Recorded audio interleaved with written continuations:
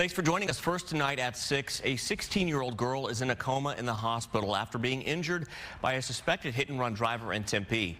Police say that girl was walking to school when she was hit.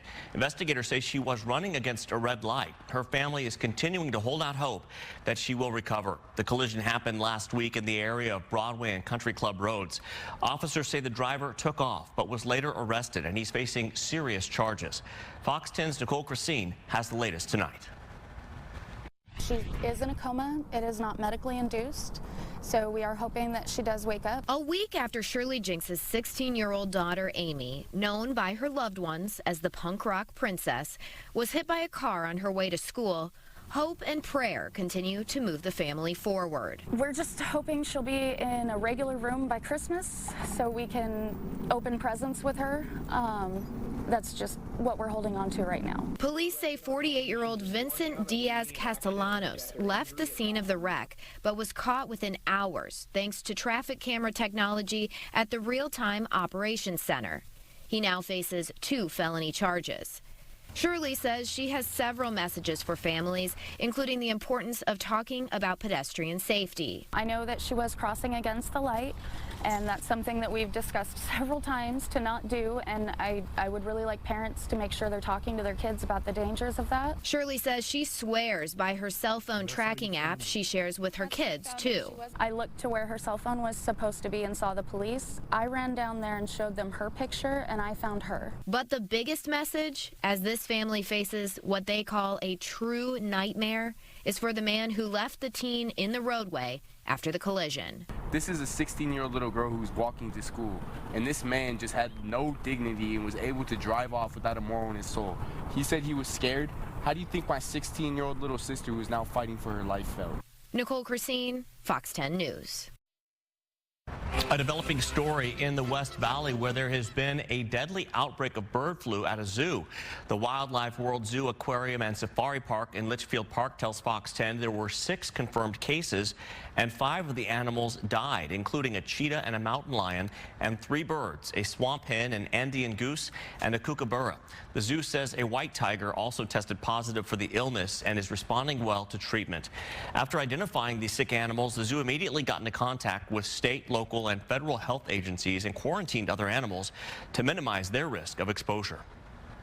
Fortunately, the risk is very low. We are dealing with wild birds. That's what's bringing in the avian influenza. So it's hard to say there's no risk because we have a lot of wild birds here. And unfortunately, a lot of them migrate. So this is something we're going to have to be on high alert moving forward, especially during migration times. There were no positive cases at the zoo in the past 7 days. Bird flu can be very contagious to animals, but the risk is very low for people. The zoo has closed areas where people interact directly with the animals. In Coconino County, health leaders say bird flu has been detected in wastewater. Samples were taken at the Rio de Flag and Wildcat Hill water reclamation plants in Flagstaff. And at this point, Coconino County Health and Human Services says there are no reports of human or animal cases in the county. They suspect that the source of the virus is from chickens and wild birds, but other sources have not been ruled out. Last week, the state health department reported the first human cases of bird flu in Arizona. It says 2 people were infected with the illness in Pinal County. The agency says the 2 patients were exposed at a commercial facility that had infected poultry. Health leaders say the 2 people had mild symptoms and have since recovered. At this point, they say there is no evidence of human-to-human transmission. Bird flu has also been detected at a commercial poultry farm in Pinal County and at an animal sanctuary in Surprise. Executions are one step closer to resuming in Arizona, and now critics are firing back, saying that the state is not prepared to follow through with lethal injections, and they're demanding more accountability. Fox 10's Lauren Clark has both sides of that issue tonight. Well, the state of Arizona has a bit of a complicated past when it comes to capital punishment, including a botched execution back in 2014 that caused a condemned prisoner to gasp for 2 hours before he finally died by lethal injection. Regardless, capital punishment is popular both nationwide and here in Arizona. A Gallup 2020 poll showed that 54% of Americans supported it. However, advocates here today say they have serious concerns. If there are flaws in the system, the last thing the governor should be doing is pushing forward to kill people before those flaws are fixed. Outside the Capitol on Wednesday, a group of advocates shared their concerns for the death penalty's likely return to Arizona. It all started with Democrat Katie Hobbs as running for governor.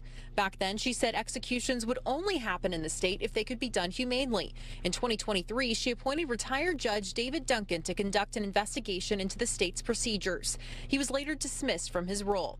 Earlier this week, Governor Hobbs told our cameras she had concerns about his report. I appreciate Judge Duncan for the work that he's done, but it became clear in the process that he was just not up to the task. And just one example of that was he started saying that we should execute people by firing squad, and that is clearly unconstitutional. What's wrong with Arizona's execution system?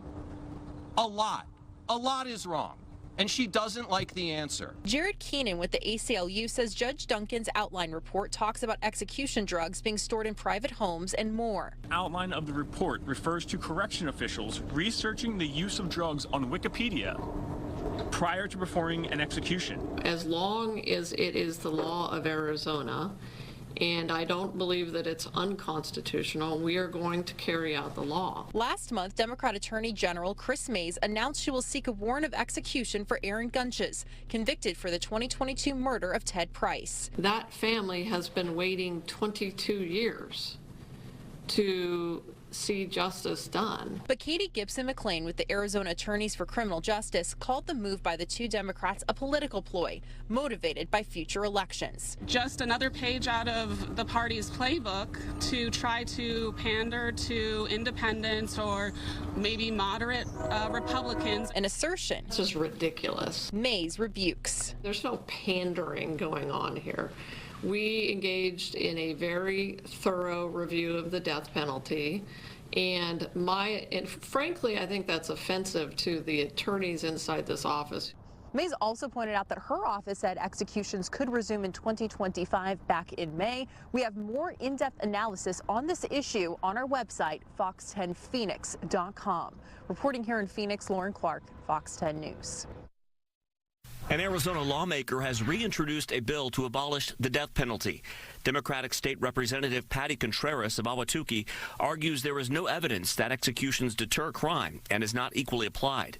If the legislature approves her measure filed yesterday, it would go to Arizona voters on the 2026 ballot. In a statement, Contreras says in part, people who commit heinous crimes should be locked away, and victims of crime and their families deserve justice. But the death penalty is not the answer. That's why it has been abolished in more than 70% of the world's countries.